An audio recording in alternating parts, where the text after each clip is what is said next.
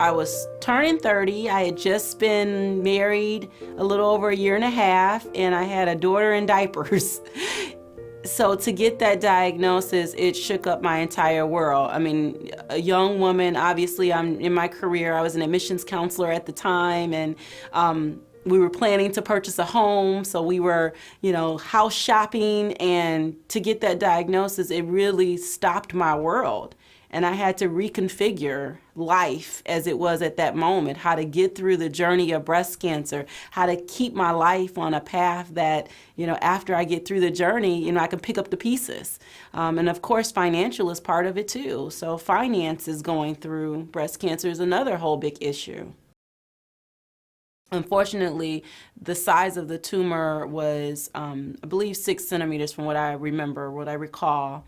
And there was some signs of tumors, calcifications that had left the tumor site. So there was already some sprinkling through the breast. So the immediate recommendation was to remove the breast, and then from there treat it aggressively. So I had adriamycin cytosine, which is ACT, aka the red devil. And it really was that. It knocked me on my back. Oftentimes people talk about how, oh, I worked through treatment and, that was my saving grace. And in breast cancer, the breast cancer journey for everyone is different. For me, I was not able to work. I would go in for my treatments on Thursday, and by Thursday afternoon, I was definitely laid on my back, and I would not get up until that following Wednesday. Signs of feeling as if I had flu-like symptoms and neuropathy in my hands and feet, and cold-like symptoms. It was horrible. Mouth sores and achiness, and just the inability to take care of my daughter, to take care of my house. It was aggressive. And I mean, although it was aggressive for a time, obviously I'm here 10 years later, so it worked. I tried to have reconstruction immediately following the mastectomy. They put in what they call an expander, a tissue expander, so that they can expand the space between the muscle and the skin to then insert an implant, and it failed. They tried. Unfortunately, the area became infected. And quite honestly, I just felt like my body had had enough. I went through several surgeries. The first surgery was the mastectomy, but then also I had a lymph node dissection to determine if there was any lymph node involvement. The breast cancer, the cancer had spread throughout my body. So they tested my sentinel lymph node and found that there was a trace of cancer, and so they went in and removed, I think, 13 additional lymph nodes, and out of that they had one that was cancerous, and so my body had had enough. It just couldn't take it, so it wasn't healing. So they aspirated the area where I had the infection. We thought that would take care of it. It didn't. And so the infection came back. And so finally I had to make a decision. Do I want to keep going through this process of trying to reconstruct the breast right now, or do I want my body to heal? And I chose for my body to heal. I chose to be living and healthy and whole. 30 years old, someone who believed in bikinis and trying to live one-breasted. And like I told you, I only had my breast. I was a pretty thin woman. I've always been about 125 pounds. Now I'm a little heavier, but then you could tell that it was something different about me. So here I am, every day trying to fill in that space, by putting my prosthesis in. There were times where I would wear a low-cut shirt because I'm young and that's all I've had was cleavage, and then my prosthesis would fall out. Because I didn't want to wear my prosthetic bra at that moment. I didn't think it was beautiful enough. So I went through all kinds of things, and I lived like that for 7 years, and it wasn't easy. It was hard. It was, every day I look in the mirror, and it was a reminder of what I had gone through.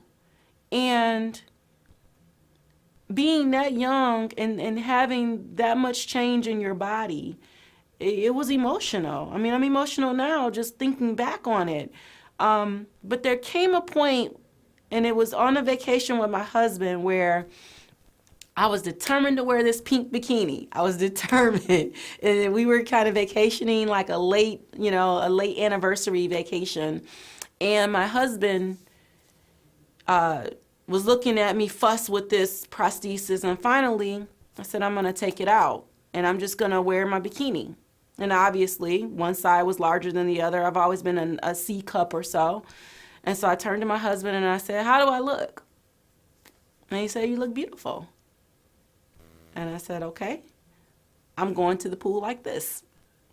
And I said, if anyone asks me why I look lopsided, I'm going to tell them the truth. And I'm going to tell them what I've gone through.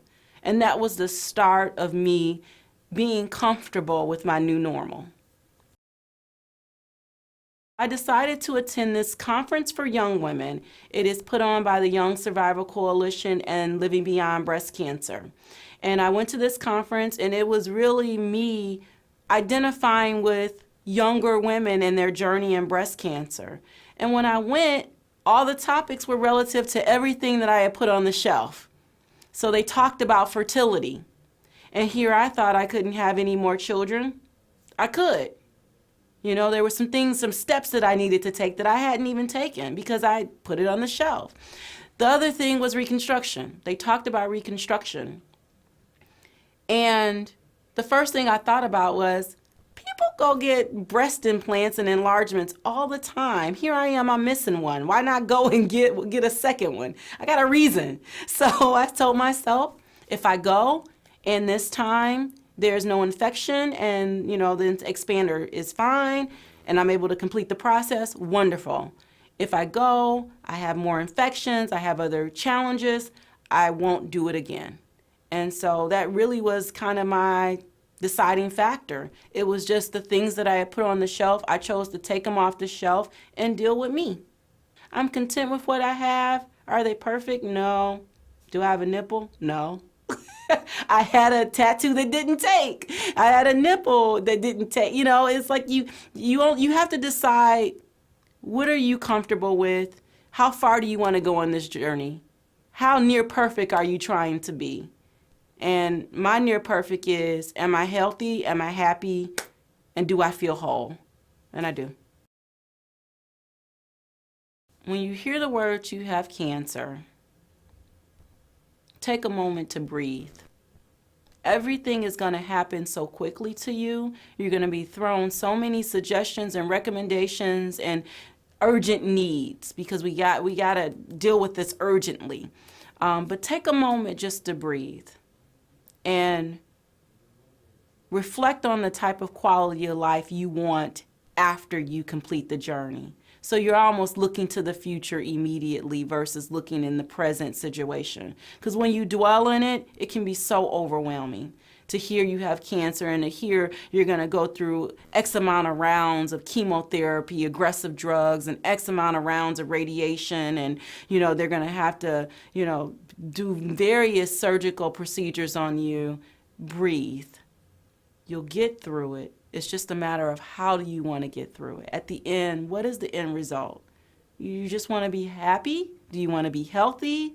Do you want the cancer gone? Do you want to look in the mirror and say, I'm still Katrina, regardless of one breast or two, I'm still here. I'm still here for my daughter and I still have a loving husband.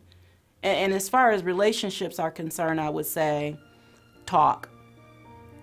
Do whatever you can to communicate what you're feeling. Because if you don't, that is really, that's the cancer to the relationship, if you're not talking about your emotions.